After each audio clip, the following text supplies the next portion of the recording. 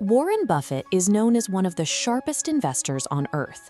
Yet his company, Geico, was taken for over $1 billion.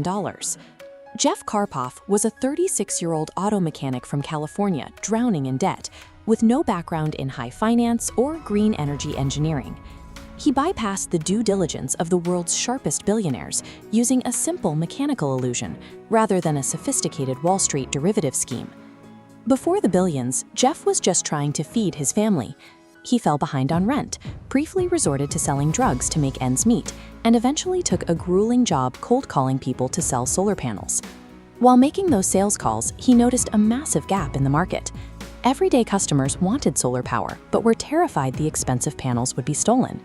At the same time, movie sets in Hollywood were desperate for a way to power their lights without using loud, dirty diesel generators.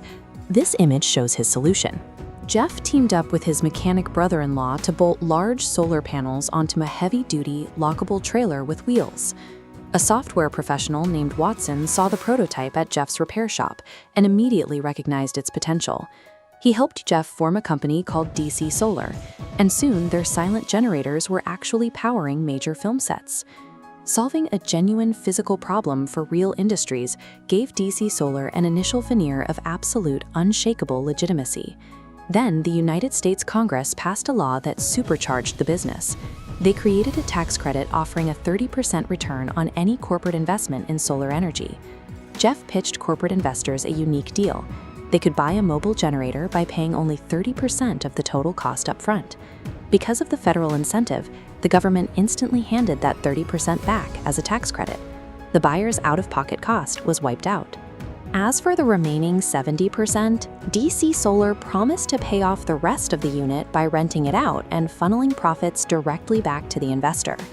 The mathematical loop of government subsidies and promised lease revenue made the investment appear risk-free to corporate buyers. There was just one massive engineering flaw. Jeff and his brother-in-law had designed the units without any real technical expertise. Out in the field, the generators routinely failed and shut down. Production slowed to a crawl and deadlines slipped.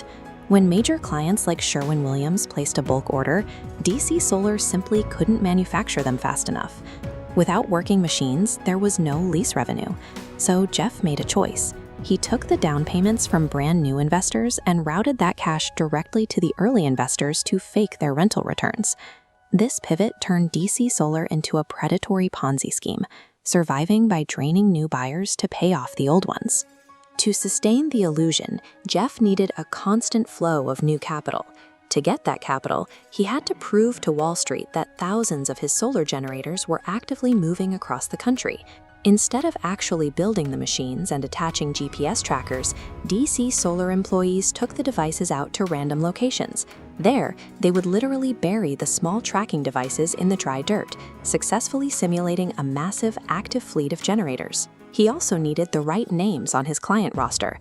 Jeff bribed a T-Mobile employee to sign forged paperwork, creating a fake contract that claimed the telecom giant was leasing 1,000 generators for a decade. Armed with that forged T-Mobile contract, Jeff had the bait he needed. He presented this fabricated corporate portfolio to Geico, ultimately securing a staggering $1.2 billion deal.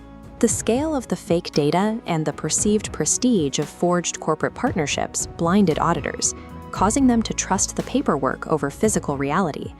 With over $1 billion flowing through the company, Jeff started living like the executives he was conning. He bought lavish villas, over 100 luxury vehicles, and this private jet. He even bought highly visible NASCAR sponsorships, broadcasting his sudden wealth to the world, with zero regard for the scrutiny it might invite. But the math was always going to catch up. A fraud structure like this requires an endless, accelerating influx of new cash. The moment corporate orders slowed down, DC Solar's ability to cover its old lease payouts evaporated. A missing payment raised red flags, prompting an employee to blow the whistle. That tip brought in the Security Exchange Commission, followed shortly by an FBI raid on the headquarters.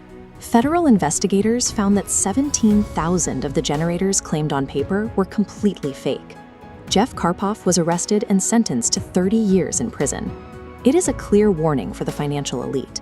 When a deal offers guaranteed returns, wrapped in the noble guise of green energy, and backed by government tax loopholes, Even the smartest billionaires can forget to check if the product actually exists.